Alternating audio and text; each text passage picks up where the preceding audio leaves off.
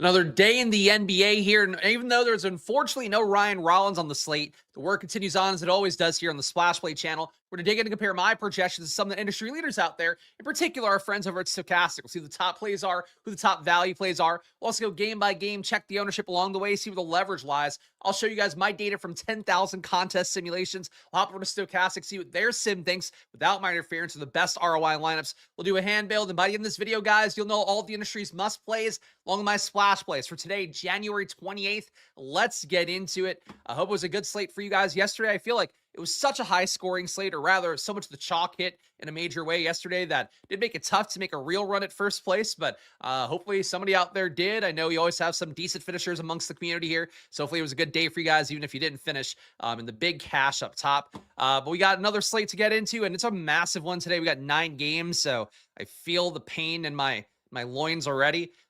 It's cold. Got to cover 9 games here. We do the best we can. I'll probably even go faster than usual. So if you guys think I'm normally in my auctioneer mode, today you're going to be even more in that bag because we got to get through so many players, so many games. So let's do it. We got Luka Doncic here, top projected guy, 59.8 for me, 59.5 for Stokastic.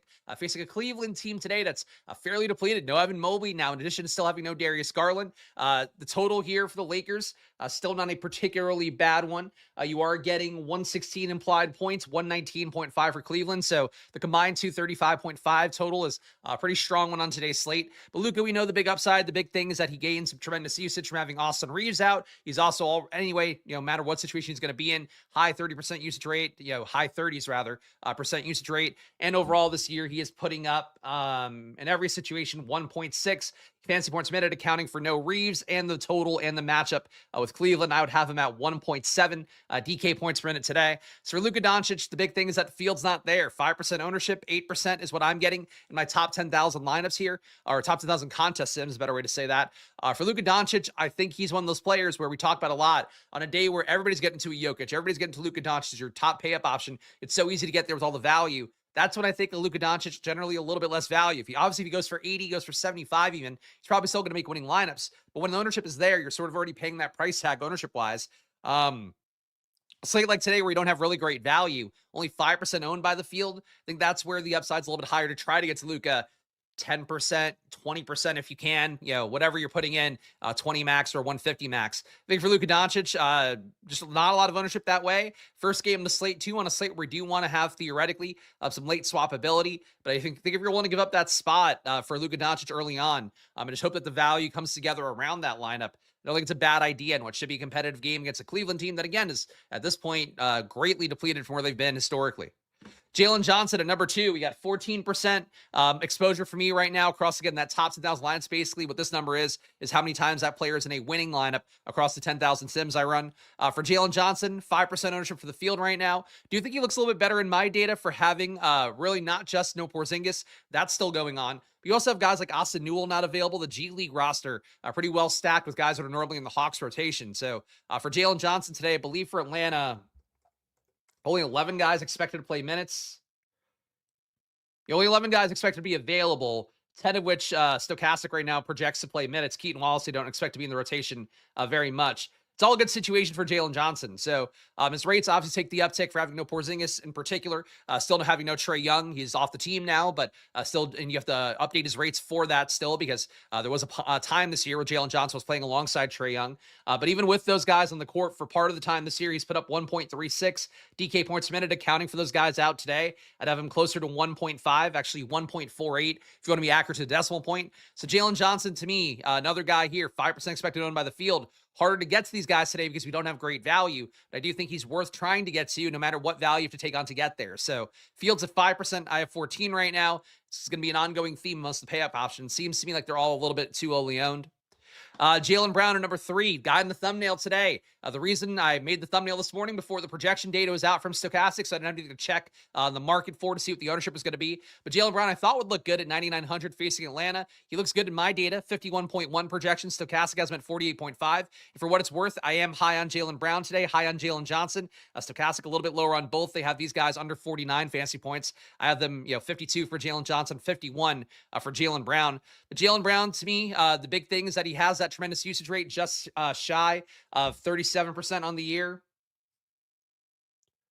Actually, no, has he gone up? Oh, you know what? His usage rate actually goes up a little bit with Neemias Kadoff. He is at 37% on the year. With Cade off the court, Cade is unavailable today. He gets to 38.3%, also rebounds and assists a little bit more with Cade off the court. I don't know why Cade would have a negative impact on Jaylen Brown's performance. But point being, you have a good matchup against an Atlanta team that's not a great defense, certainly better than they were in the Trae Young glory days. But still, Boston getting a 119 implied total against Atlanta today is a good mark. So for Jaylen Brown in the spot, again, another game we're expected to be competitive. I think Jaylen Brown is worth getting to more than the field does. Field's 10%. I'm at 16. The real question, again, is just what value you're putting with these guys. But I think the pay-up options today, to me, look as appealing, projection-wise, as they have in general lately. So Jalen Johnson, Jaylen Brown, Luka to a lesser extent, all these guys, to me, seem like they are worth getting above the field on. And Donovan Mitchell, number 4 here. We'll head over to NBA Wowie because I do think it is worth pulling up Cleveland data.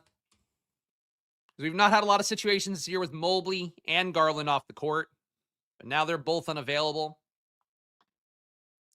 We don't want to go all the way back to last year. We don't need that big of a sample size.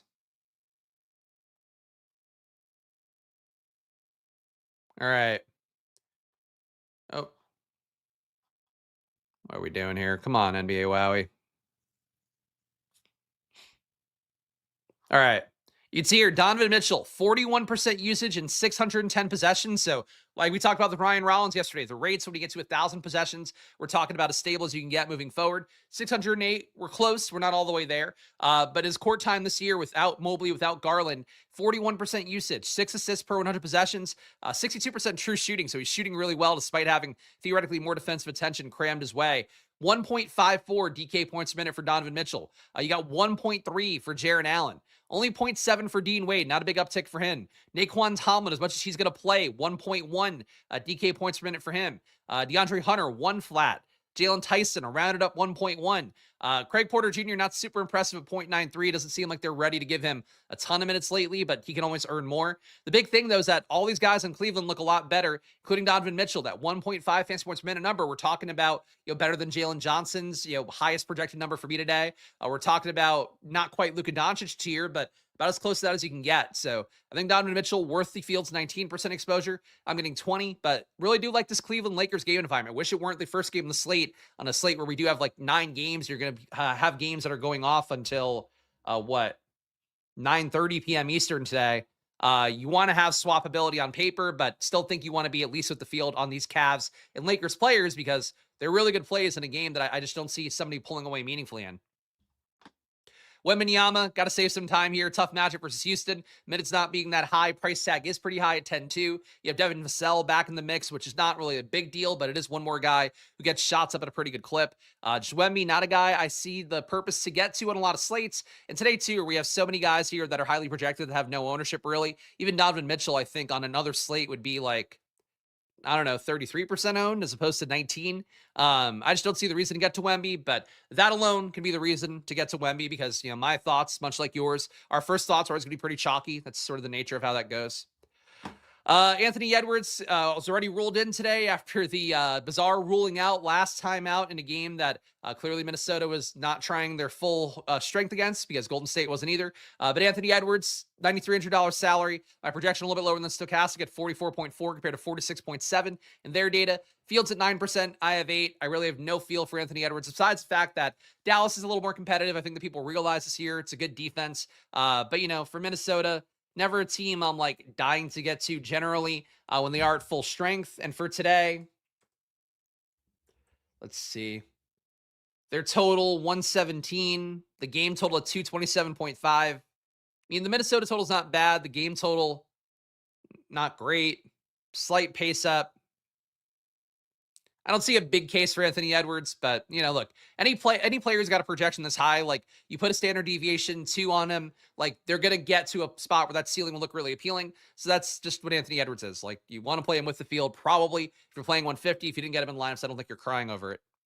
Alperen Şengün, a guy who always sticks into my lineups with power forward center eligibility. Facing the Spurs, not a great matchup like we talked about here. Fields at 3%, I have 4. My projection is 0.7 higher than Stokastic's at 44.1 for Şengün compared to their 43.4. But Şengün in this spot, not somebody I think is going to come up a ton for me.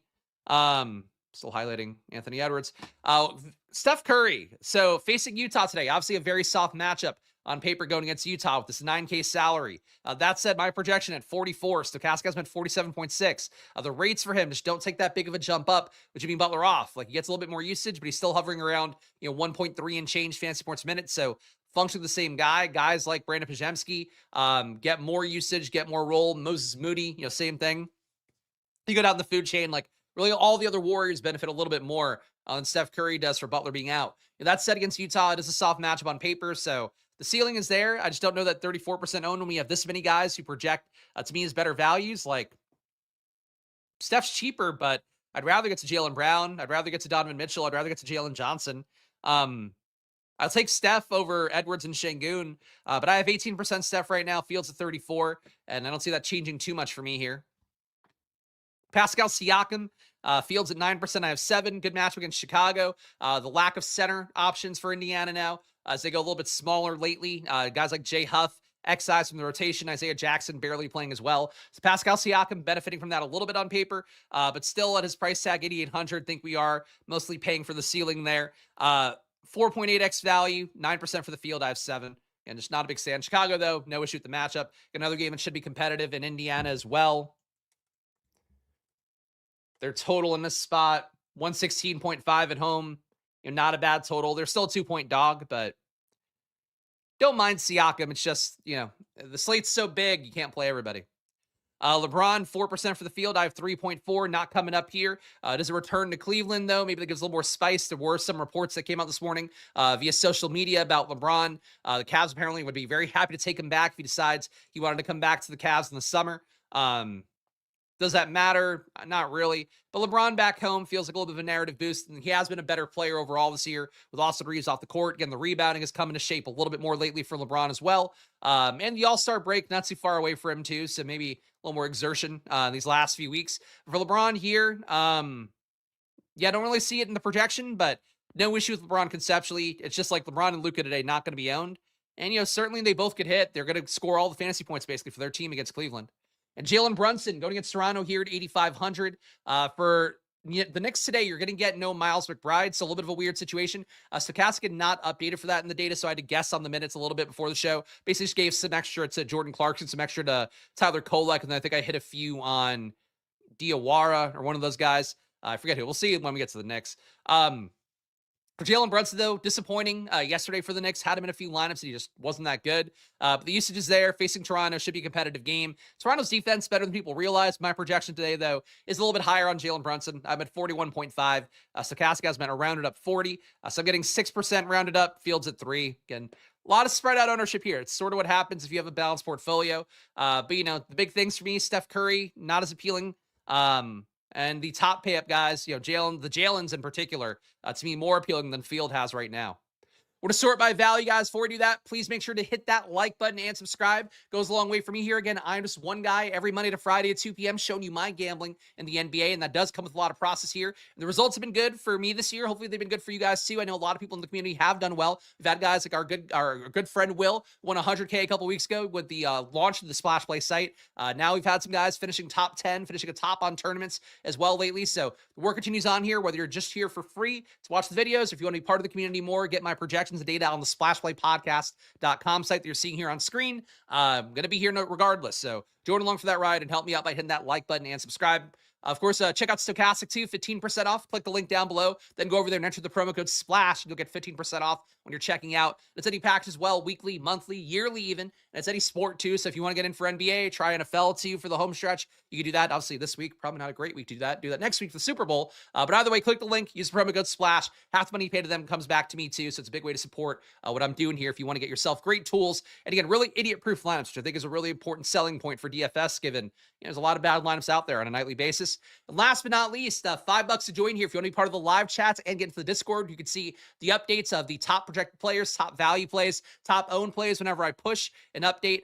You also can join the Squirt Squad and VIP tiers and get the very data I show you here on screen, including these projections on the VIP tier, simulation data on the VIP tier, an export for Stokastic for FanDuel and DraftKings on the VIP tier. If you go to the Squirt Squad tier, you get my projection matrix, which will show you every player here, their salaries. You won't see the Stokastic projection and ownership here, but you can see everything else. You can sort by their sim rate, sort by their fantasy points per minute, sort by the value metric. You also can go game by game like I do here on stream. So lots of good stuff here on the splashplaypodcast.com site. So join the channel down below and check it out. All right. Top values. I feel like my mouth gets extra cotton mouthy from whoring so vigorously, filling my mouth up with plugs. So as we talked about already, indirectly, value on the slate sucks real bad. No good value at all. So Reed Shepherd coming up here, as we talked about as well, tough matchup against the Spurs on paper. Really just, the kind of game that should be good for real life basketball, maybe not the best for fantasy basketball. Reed Shepherd at 4,300.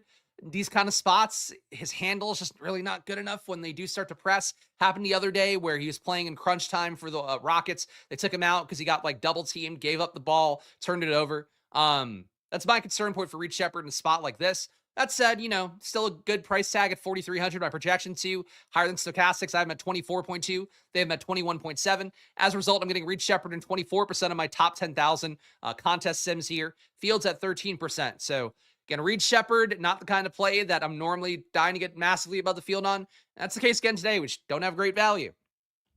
Jared Allen, not really a value in the traditional sense because he is 6,300 on DraftKings right now. But Reed Shepherd at this point, a slightly better value than Jared Allen at 5.6x, Jared Allen at 5.5, which is tied with Al Horford amongst the top group here.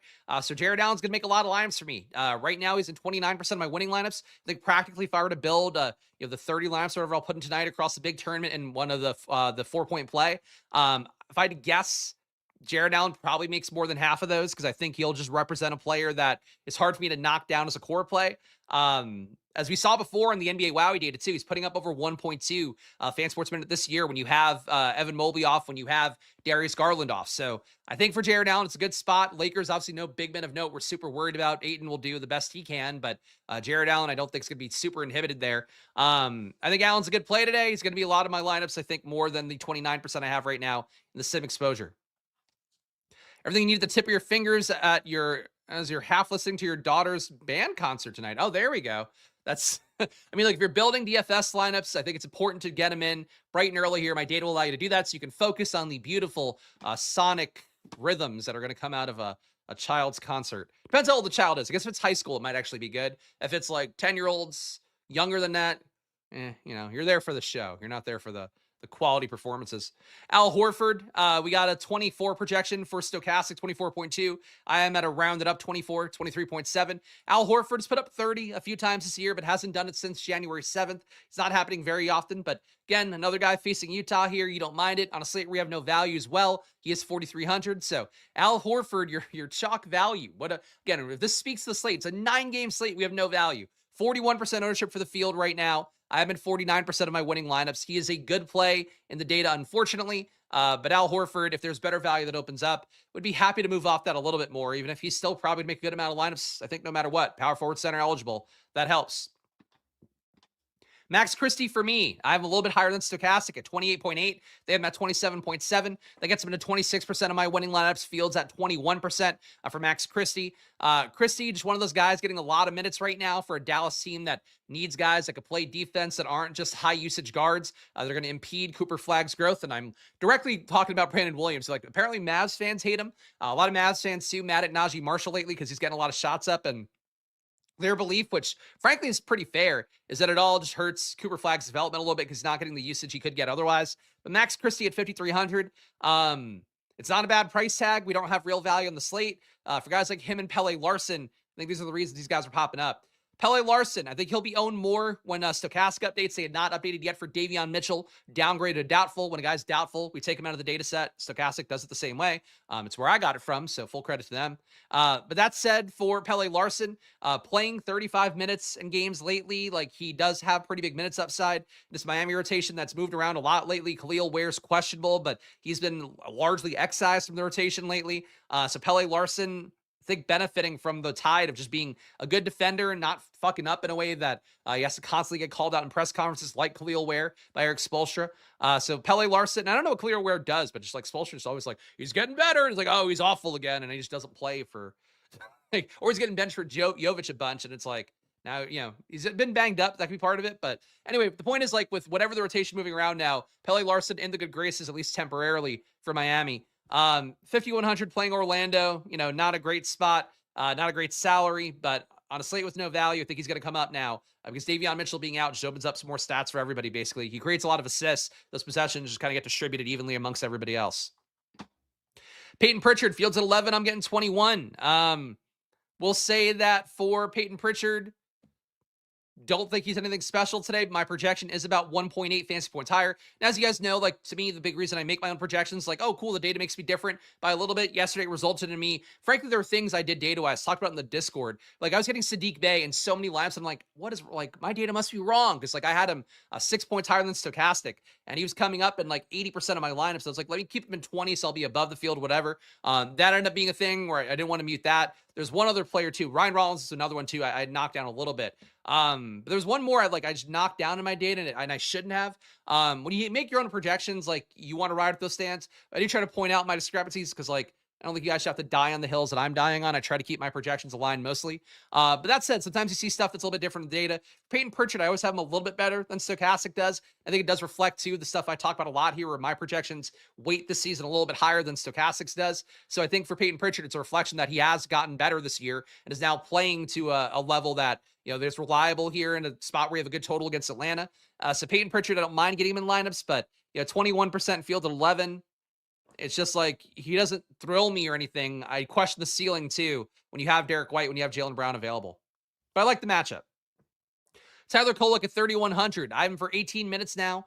With the fact that we got Miles McBride ruled out. So I think there'll be minutes to go around mostly for Kolek and Clarkson, but they could go some other ways. Like in particular, Diawara, I think, can get a few of those that are floating around. But Kolek, as again, a slate with no value, don't think he's guaranteed to roll. At this point, seems like they fell back out of favor of him when Jalen Brunson got back and healthy. But Kolek at 18 minutes looks good enough at 3,100. My projection is at 16.4, and Stokastic not updated yet. So they might give him less minutes than I'm giving him right now. But I think he's standing out if you give him 18 minutes at a $3,100 salary. Pay attention to their data later on today. Pay attention to mine as I update throughout the night as well, because Kolek might not get as many minutes from them, and as a result, he would come down in my projections as well. But if he is a player getting 18 minutes in Stokastic data, I'd have in about 29% of my winning lineups.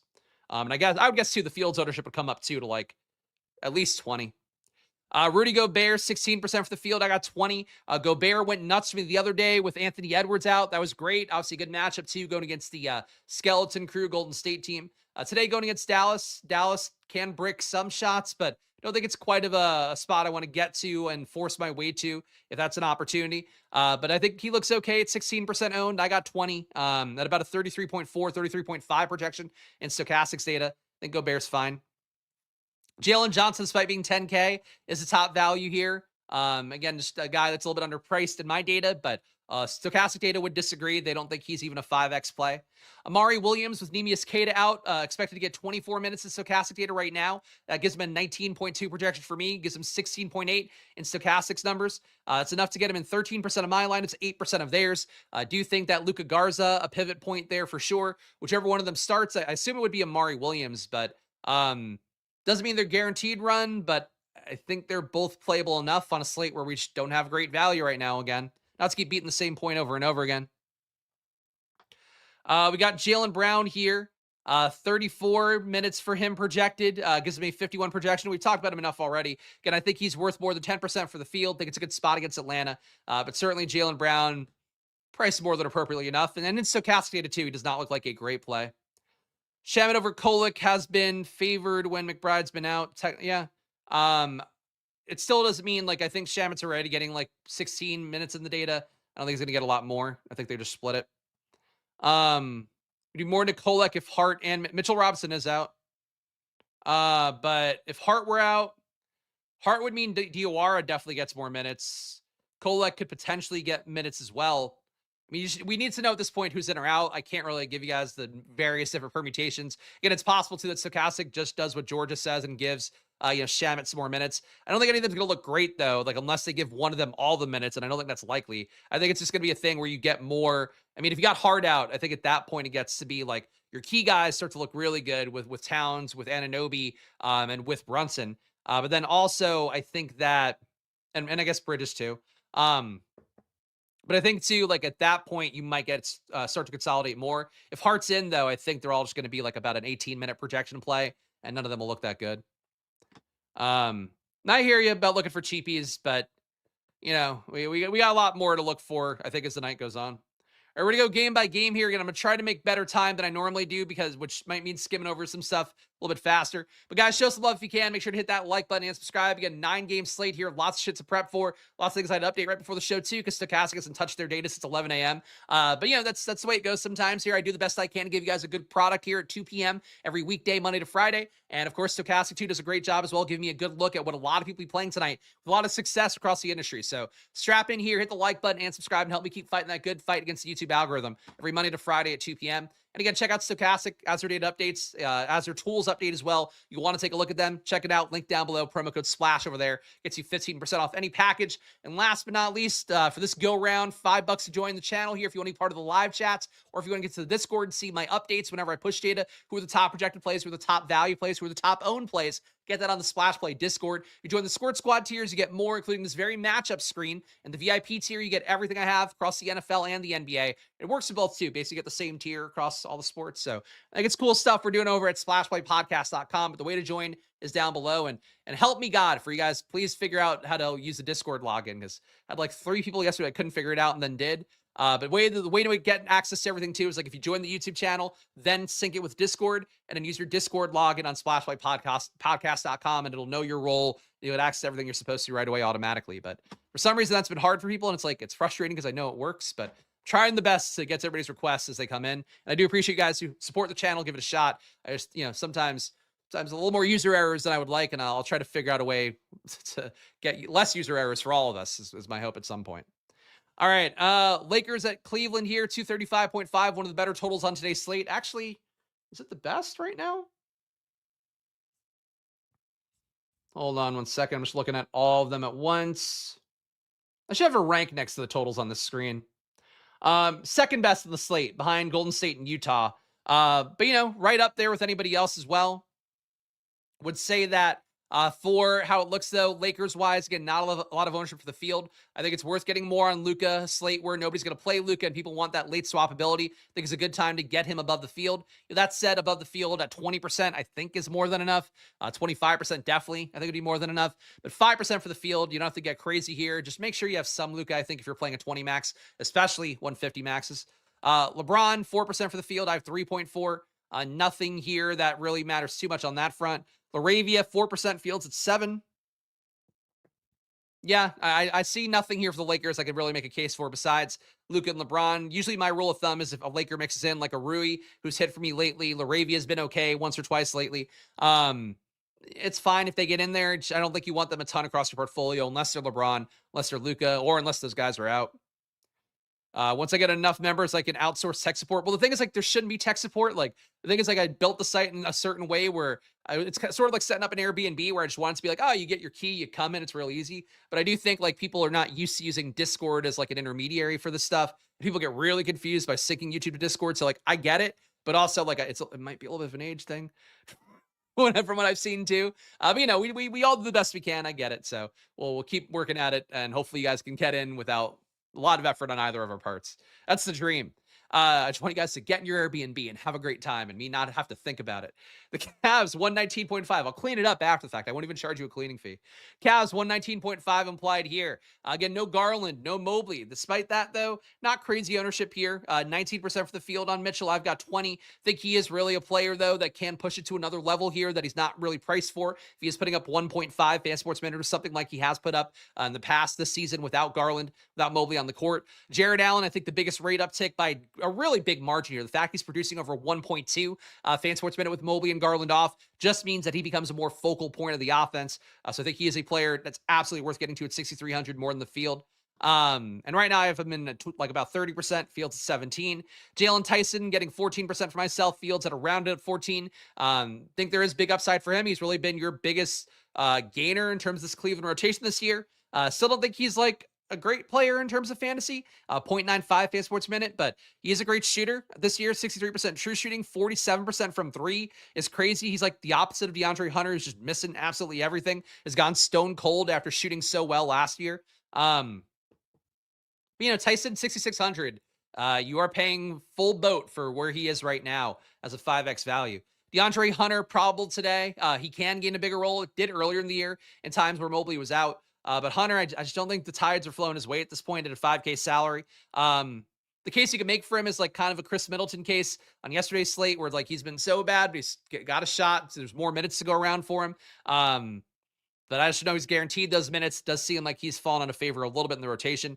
Dean Wade projected to play 31 minutes today. That gives him 20% ownership for the field. I'm at 21. Not a great per minute producer, but he does gain some theoretical opportunity from Mobley being out. That said, his rates don't really increase with Mobley off the court. I was surprised to see him be just at 0.7 fan sports minute with with Garland and with Mobley off.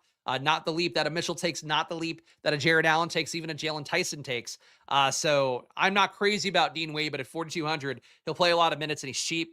Sam Merrill back in. Don't think he's good enough at 4,700, but certainly if he hits some threes, he can work his way. Naquan Tomlin's one I'm most intrigued about. If he were to get a surprise start, I think he would look really good. He's produced 1.1 fan sports minute, as we saw earlier on NBA Wowie. Court time this year without Garland, without Mobley. But Cleveland is a spot to watch out for. Starters will matter here. But it's the first game on the slate and only one of 2 7 o'clock games. So you'll know what's going on there when the slate locks.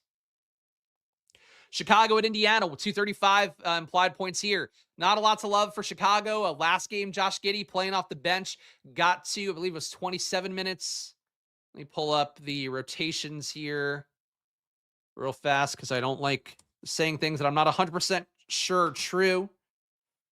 We got Giddey last time out. Played 28 minutes off the bench. Usage was a little bit lower than you'd like to see. But the point is the role is evolving back to where it was before. He could start again. They might like the flow of how things are going too. That's a possibility. But then Giddey in play again at $7,800 salary. Price tag down a lot from where it was over $9K earlier when he was full health. Definitely seems a little bit like he started to defer more, or, like the offensive structure did not get him on the court as much with Kobe White in particular. Like they played the fourth quarter together, but not a lot of minutes overlapping before that in last game. They might want to keep it that way, but you can't forever with how much they're paying Giddey. So would think that there's a shot Giddey starts today. If he doesn't, I'd feel better about Kobe White. And to a lesser extent, I'd still feel the same way about Giddey. Right now, I have 17% Giddey, Fields at 11. I have 9% White, the Fields at 7. Nothing else in the Bulls matters, so let's just skip past it. Indiana on their side, Jarris Walker, who's been starting lately, part of them going smaller for the Pacers lately has been Jarris Walker playing more. Fields getting 23%. I have 16. He's not producing as well lately, 0.85 fan sports minute as he settles into a role that's just not doing a whole lot. He's also been shooting terribly on the year, a 38% field goal percentage, 52% true shooting, both well under league average. But Walker can get hot. He does also create some rebounds, some assist opportunities. So I think he's our best play based on my data here. Pascal Siakam has a big ceiling. Nembhard at 7,200 still has a ceiling, but boy, you are paying for it fully at 10% ownership and 7,200. Not a bad spot for Chicago, but I just don't really see it a lot for the Pacers. Knicks at Toronto. If Josh Hart's out, it's going to look better as it is right now. Getting Tyler Kolek popping up the most here at 3,100 because I gave him 18 minutes. That said, like the chat fairly pointed out, it could be a Shamet getting more minutes. He has 18.4 right now in the data. Basically, my assumption is that you'll get a little bit more Clarkson, you'll get some DOR, you'll get some Shamet, you'll get some Kolek, and that's it. You could get more Huck Porty, I suppose, today. He's only getting 0.8 right now in Stokastic data. It can move around in some different ways with Stokastic updates, but for right now, I think the priority play, quote unquote, would be Tyler Kolek because he's so cheap. But if he were to get 15 minutes, I just don't think he would look quite as good. For Josh Hart, if he plays 11% for the field, I have 17. Again, not a spot where, to me, Josh Hart's a priority play. But if he's in, the ownership will be lower than it would have been otherwise. So never really a bad thing to have that on your side, I suppose. But also something that probably doesn't matter too much. If you get him, fine. If you don't get him, I also think probably fine. Any hypothesis on who benefits if Jarris sits? Not really. He's not. He is a Q tag, right foot bruise. I mean, you probably would get back to the centers playing more, I would guess, but Indiana's rotation's been really weird. It's sort of hard to guess it, and nobody's like a great producer who would gain minutes like in a meaningful way that it would matter. So I don't see it being a thing I would care that much about, but if he were out, it definitely would open opportunity. But if I had to guess, you would maybe get Jay Huff starting again. I guess you could get Potter starting again or something like that. Again, it's just been a weird rotation lately. And like by the week, it just seems to change. Like they love J Huff one week, they hate him the next. They never loved Isaiah Jackson, but we're playing him a ton for like weeks to start the year, and then it went down a bunch. So I don't really have a read on it. For Toronto, what 11 implied points on their side? Nothing for Toronto here. Yeah, even with Pirtle out, they are now more than priced for the situation. Facing the Knicks too, it's not like a great matchup on paper, low pace spot. Yeah, nothing on Toronto here. Obviously, if you have one of these guys as a pivot point in a tournament and they spike a massive ceiling, great. Like you're talking about Malmu being a 4.6x value, quickly 4.5. They're the highest guys here. I don't get the Raptors price tags here. They're like really way too high. Atlanta at Boston, 231.5 combined here. Atlanta with their 112.5 implied on their side. Jalen Johnson is the biggest stand for me here, getting 14% of the fields at 5. Okongwu's about a 3% play. Dyson Daniels, same thing. Really, the secondary Hawks just don't really come up a lot for me because so many of the stats sort of consolidate around Jalen Johnson. But yeah, it is the same thing for them where 11-man rotation today. You're missing a few guys who have, generally played minutes throughout the year. McCollum also has started to look a little bit better lately, though his role seems to go up and down game to game for Atlanta so far. Stuff can hit here, but I think it's mostly Jalen Johnson, the one you're looking for. Boston on their side, I mentioned Jaylen Brown. He and Jalen Johnson both. If you get them both in a lineup somehow, great. I don't think you can afford it on the slate. But certainly I think they would be competitive in the spot if the game is competitive. Only a 6.5 point spread favoring Boston. I think you'd expect it to be a close game. For Jaylen Brown getting 16%, fields 10. Again, I think it's a good guy. It's a good time to get above on all these pay up options if you can somehow.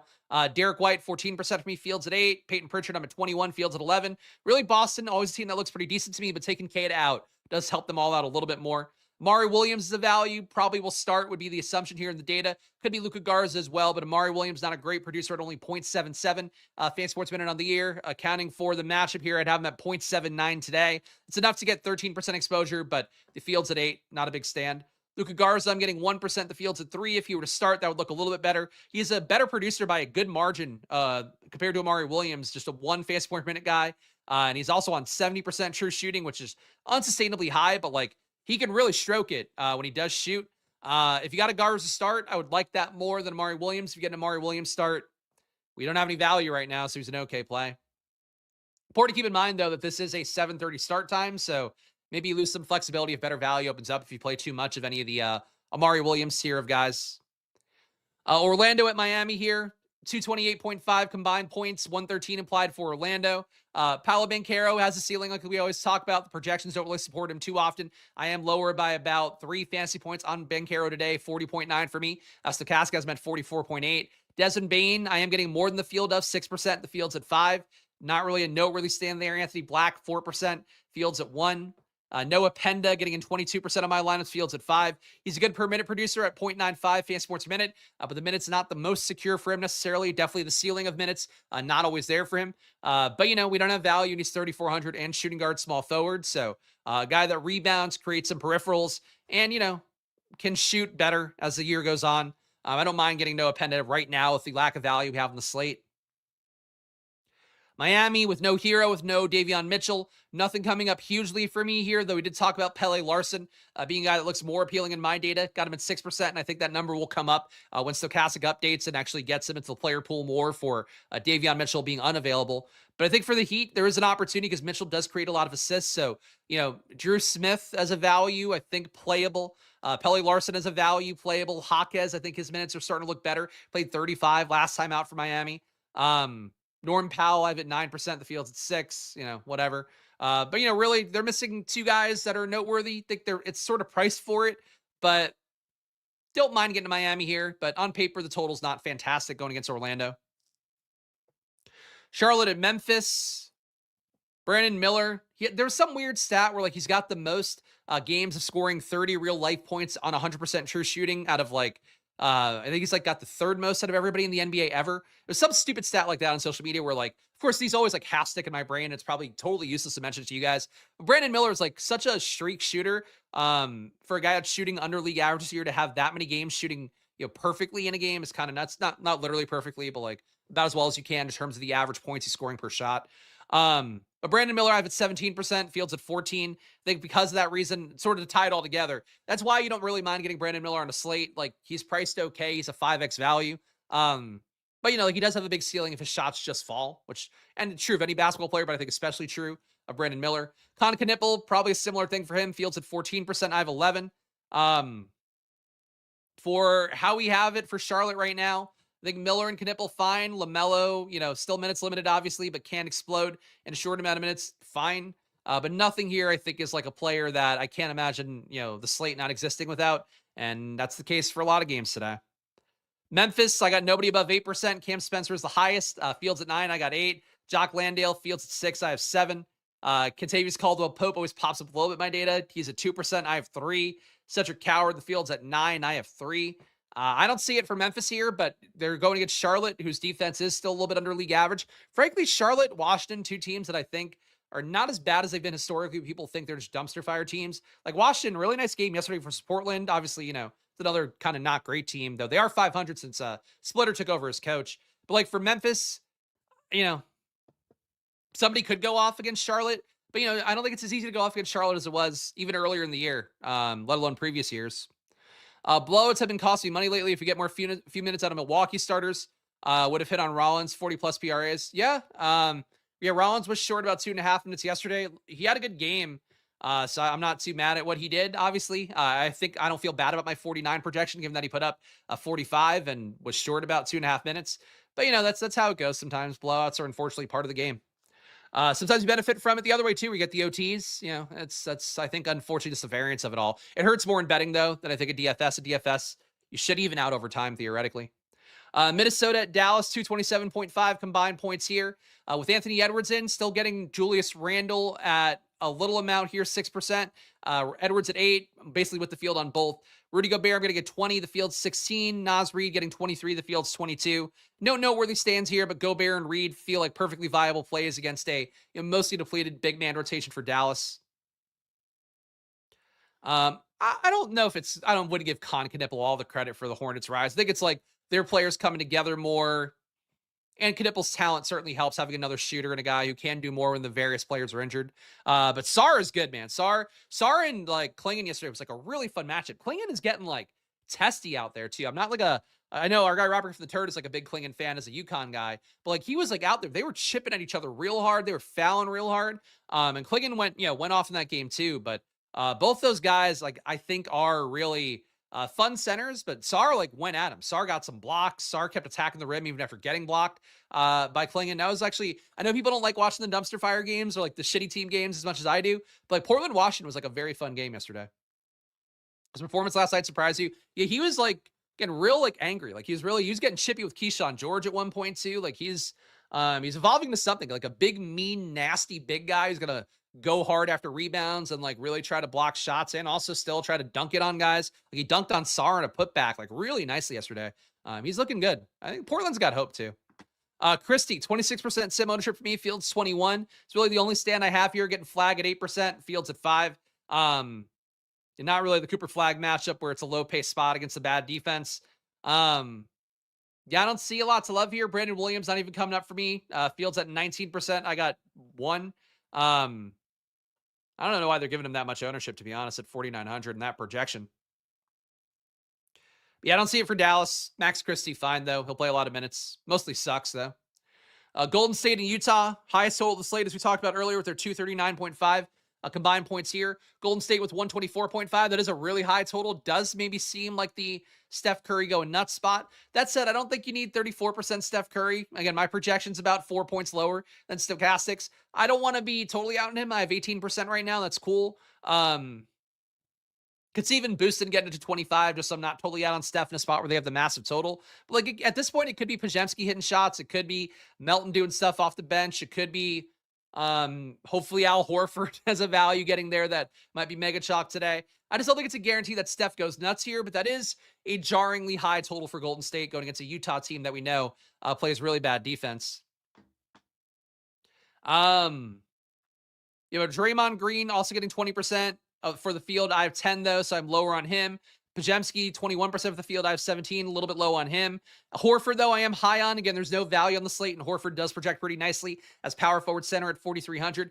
Fields at 41%. I have 49. Melton off the bench, again, 5K, kind of a Jordan Goodwin type. It can produce a lot per minute, but also can disappear into the woodwork sometimes. Not crazy about mounting that price tag, but I think he has a ceiling given that total. I don't love Golden State, but Horford is a value. It's unfortunately your best value right now. Jazz on their side, so no injury report out as recording the show. But Stokastic took out Nurkic today and Markkanen, and Kevin Love. Kevin Love, I think, will be out. Markkanen, I assume, will be out on the back-to-back as he usually is. But he does, I mean, he could play it theoretically to do weird stuff with his minutes sometimes. Nurkic, I'm not sure he'll be out, but we'll see. If Nurkic is in, this is all going to look a lot worse for these guys. With Nurkic out, Keontae George coming up at 11% ownership for me, Fields at 8. Collier, 10% for me, Fields 6.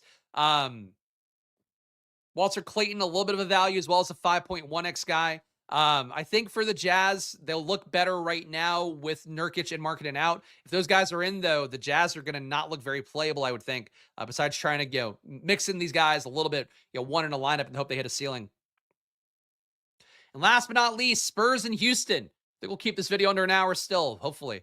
We got Wemby here. Again, not really getting there to 10-2 salary. Castle always got it, comes up a little bit in my data, though he did look better when Vassell was out. Now Vassell back in. It's a pretty crowded group overall. But got Castle 8%, Fields at 5. It's really my only stand on the Spurs. Just not a great total, not a good environment on paper. But again, this is one of those situations where if the total goes nuts and like in a way that Vegas is not expecting, then, the ownership won't be here on this game. And if you game stack it, maybe it pays off. And also, obviously, this being the last game of the slate at 9:30, if you have pieces from this game, you have all the swappability in the world as the entire slate goes on. Houston on their side, Reed Shepherd is a value. Technically my top value right now. The only one coming up, got him at 24%. Fields at 12.5. Nothing else really here. 4% Amin Thompson, which is higher than the field. Şengün at 4%, higher than the field. Durant at 3%, a little bit higher than the field. Tari Eason, I'm a little bit lower on, which is odd. My projection's higher, but my ownership's lower. Yeah, gross game on paper, but good game. Two Texas teams that are definitely, contenders this year. All right, let's look at my sim data real fast. I'm looking at Stokastic sim data. What do we got right now? Top guys who are in winning laps the most, the best way to phrase it. 49%. Al Horford is in the top 10,000 contest sims. Tyler Kolek, 29% of them. Jared Allen, 29. Max Christie, 26. Shepard, 24. As I always have to caveat, because sometimes people leave shitty comments after the fact if the guy doesn't get as many minutes and then becomes not a play. Tyler Kolek, I gave him 18 minutes because I'm just guessing the Knicks rotation before the show. Stokastic on the update will give a better read on it. But Kolek is the one I'd say here. He might not matter as much, or he might matter even more if Stokastic decides he might play 20 minutes. Then he'll be mega chalk. So keep that in mind as data updates throughout the day. Guys, we're going to score 30 plus the most. Luka, Jalen Johnson, Wemby. 40 plus the most. Luka, Jalen Johnson, and Jaylen Brown. 50 plus the most. Luka, Jalen Johnson, Jaylen Brown again. 60 plus the most, same thing. The guys who 5x the most in my data, my 10,000 contest sims, Jared Allen. He's hitting 5x almost 70% of the time. Al Horford, 67. Reed Shepherd, 66, just ahead of Max Christie and Pelle Larsson. 6x guys, you got Reed Shepherd 6xing 41% of the time. Max Christie, 34. Horford, 34. Jared Allen, 32. Right now, if no value opens up, it seems like it's going to be a lower scoring slate, would be my guess, but we'll see. All right, let's run a sim here. It looks like Stokastic updated while we've been on stream. So good news. We'll get a fresh, piping hot sim right off the presses. But guys, show some love if you can. Again, it's always a battle here on YouTube. And the more you guys hit that like button, the more I can keep winning the fight every single day here, Monday to Friday at 2 p.m. So please help me out. Hit the like button, subscribe. We got the same 2 people that downvote every video, which whatever. It's their prerogative. If it makes them happy, it's fucking weird to do that every day. But besides that, though, when the likes go up, the views go up, and that's really one of the things here, because basically it gets me more impressions across YouTube, gets more people to see the video, get on board with what we're doing here every Monday to Friday at 2 p.m. So please show some love, hit that like button, and subscribe if you're watching here for free on YouTube, live, or after the fact. Check out Stokastic as well. Of course, all their data, all their tools, 15% off. And like I always try to say, really, if you want to get in idiot-proof good lineups, you can do that on Stokastic. All their lineups will give you a better shot at winning money. And constantly, every night, you're seeing top lineups with Stokastic avatars. It's because they have one of the better tools in the industry that just doesn't allow you to fuck up quite as much with your own things that we would all do in hand building. So check out Stokastic. Link down below. Use the promo code SPLASH when you get over there to get 15% off. And last but not least here, join the channel. $5 to join, get into the live chats and the Discord. You can see my updates of the data, top protected players, top value plays, top owned plays every single time I update. But also, if you join the Squirt Squad tiers and the VIP tiers, you get all the stuff I show you here on screen, all the stuff for NFL coming up as well, including college football data I'll be doing a video about on Friday. For MLB too, I'll be putting out a product for that. You get that included. So good stuff when you join here. And if, look, 1,000 of you guys join the VIP tier, I'd be really happy. My wife would be, she'd be legs akimbo.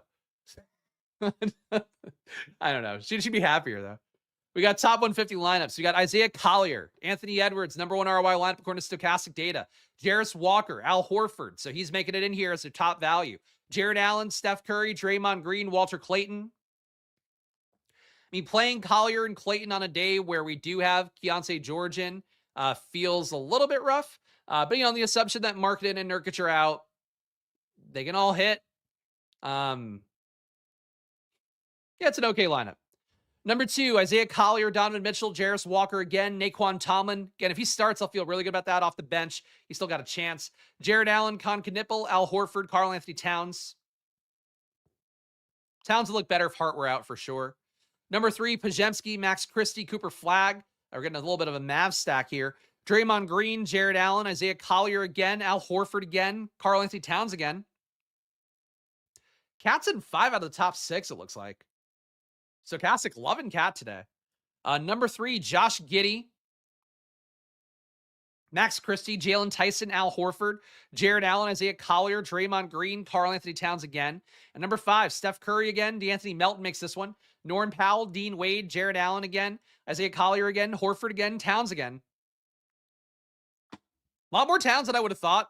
The Horford, the Collier even, Jared Allen for sure. I'm on board with that. A lot of Golden State for sure. Top ROI players across all of Stokastic's lineups here. Collier is 27% ROI across all of them. ROI. Walter Clayton, 13% ROI at number 2. Sensabaugh, 1% ROI. 6K salary. Yikes. Shooting guard, small forward, though. Okay. He can hit a ceiling, I guess, but definitely you need both Nurkic and Markkanen out for that. Jace Richardson at number 4 at 3,100.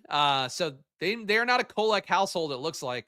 And Karl Anthony Towns at number 5. He's in so many top ROI lineups. Not a surprise about that. Top exposed players overall. Al Horford, 73% exposure. Fields at 45. That's a big stand on Al Horford, but right now in the data, there's not any great value. I don't think they gave Kolek any real minutes here. No, they didn't give Kolek shit. Let's go to the projection real fast. Kolek, they gave 14 minutes and change to, so that's not going to make him pop up. What did they give Shamet? They gave Shamet 24. Still not a good value, really. That's the way they went. So shout Georgia. Georgia got that right. Wow. Broken clocks. Sorry, Georgia. For those who know, you'll get it. Number 2, Collier. Collier, 5% owned by the field. They're giving you 61%. That's fucking insane. That's a lot of Collier. Look, he's getting reliable minutes. I think no matter what, it just feels counterintuitive to play him that much when he's 6K and Keontae George is in, but sure. Stokastic does not think George is out. I just think they think that they're going to go small, would be my guess. And let me go to Utah. Just in another tab, Utah's rotation last game, because it's not something I looked up. Last game versus the Clippers.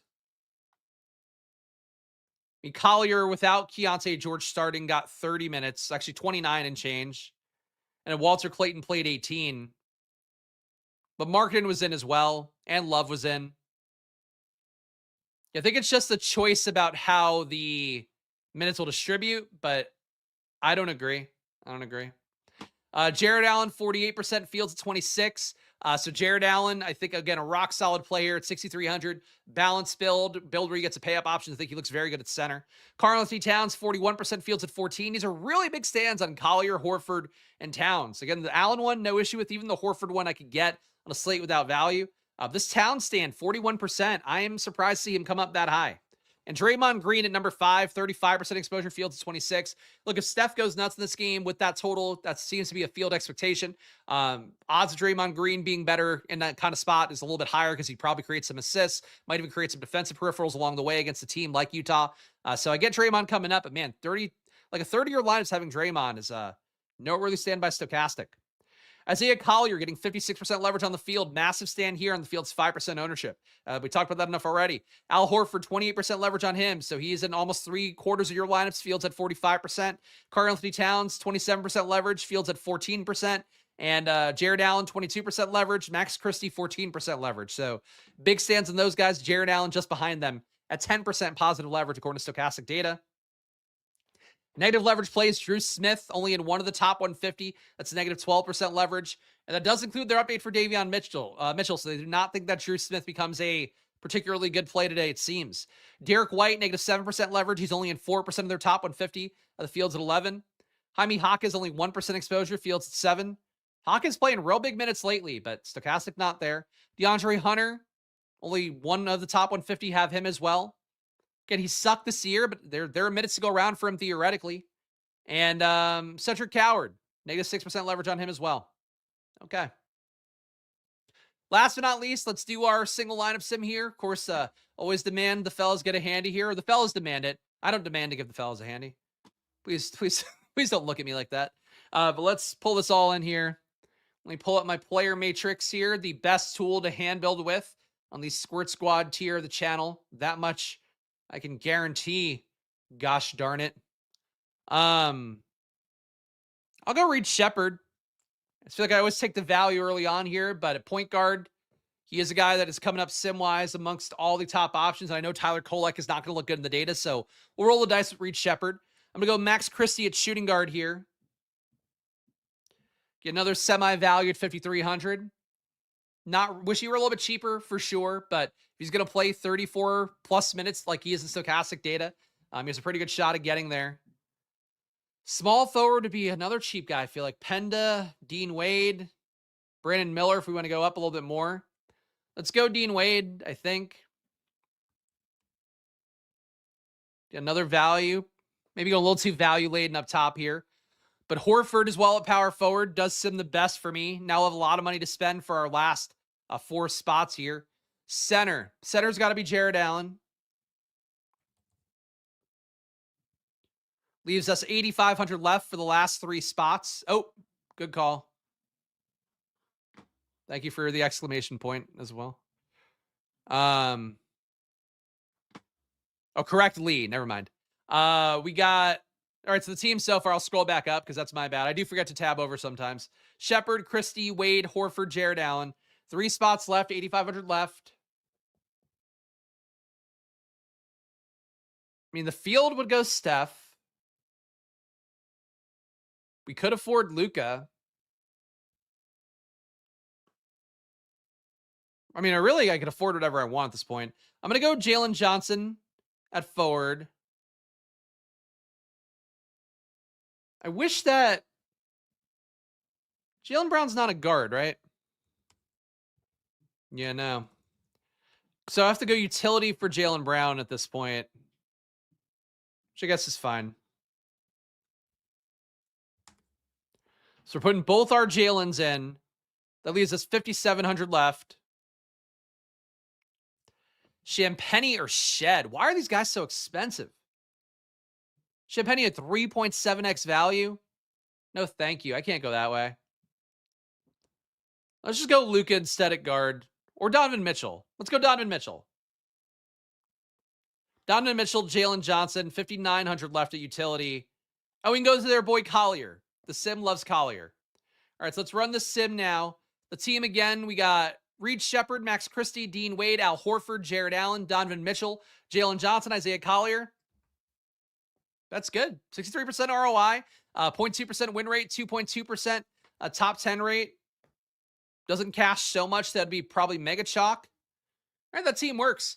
Guys, I'm going to give you guys my splash plays for the day to close this out. Before I do that, though, one more ask. Please make sure to hit that like button and subscribe. I'm just one guy doing the work here, and of literal companies sometimes that I compete against for views, but ultimately I am here doing the best I can. And you guys seem to get value out of it. Make sure to pair what you're doing here at the splashplaypodcast.com site. But if nothing else, hit that like button, subscribe. It does go a long way for me to fight the good fight against YouTube and that algorithm every single day. Check out Stokastic as well. Again, link down below for all their data, all their tools. Use the promo code SPLASH when you get over there. Get 15% off. And again, great ways to get into DFS, to use the tools to build better lineups. And really, for a lot of people out there, I do think, learning how to build lineups with a tool, much better than trying to hand build and just chasing, losing money every night. And last but not least, join the channel here. $5 to join as a supporter on the family tier. If you want to get the Discord and the live chats when I record, you can do that for $5. If you want to see my data on the Splash Play podcast site, join the Squirt Squad tier. And then if you want to get everything on the Splash Play podcast site, join the VIP tier, and you'll get all the stuff across the sites for right now. So check it out over at splashplaypodcast.com, or just join down below, and then you'll get access on splashplaypodcast.com. You just got to sync your YouTube to your Discord. Details in the community tab if you need to know how to do it. All right, splash plays for today. This fucking slate is not, it's not my fave. Al Horford right now is a value, I think is one. Jared Allen, I'll defend today. Just think the rates look good for him.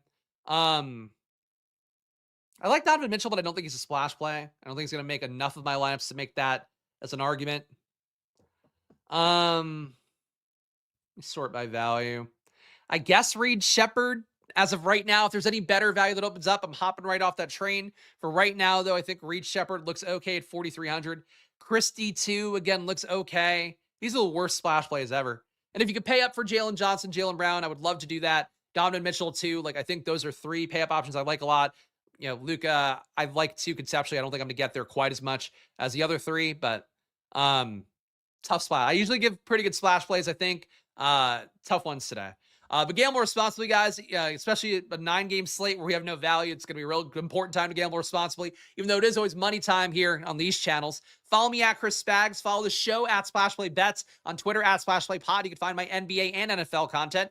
And I'll see you guys again soon. So no more streams for me today. Today and tomorrow, it's just these streams for the Splash Play NBA channel. So check it out. And I'll see you guys again soon. Enjoy your days. Good luck. Bye-bye. And yeah, those are all the things. See ya.